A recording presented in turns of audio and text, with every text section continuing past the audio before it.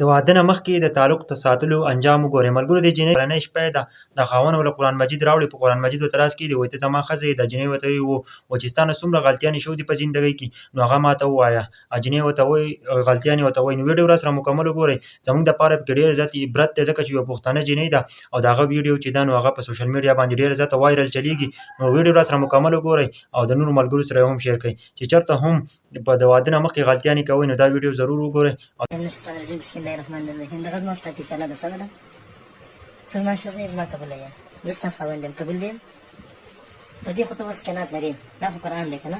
دواړه لاسونه بل کېده پر قرآن، صحیح شوه؟ بل لاس ته هم پټ کېده. نو ته خو دا خبرې څوک پر زور نه کوي.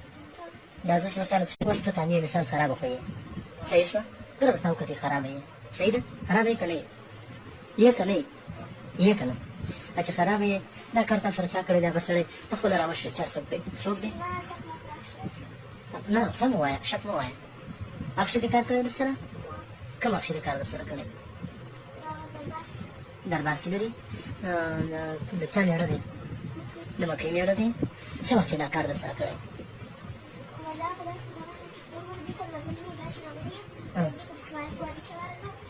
ستا پر کوم وخت شک راځي؟ د زوی په دسمال کې، د زوی په واده کې پر کومه ستا شک راځي؟ د زوی په واده کې تا سره دا کار کړی دی؟ ښه مثال چې سهار پاڅېدلې پرتوګ دې په وینو رنګ وګرځه. زه چې دا کار کوم په هغه ټایم ته نه وي پوه شوې. ګوره غاړه دې بندېږي که پوه شوې وي ویې وایه.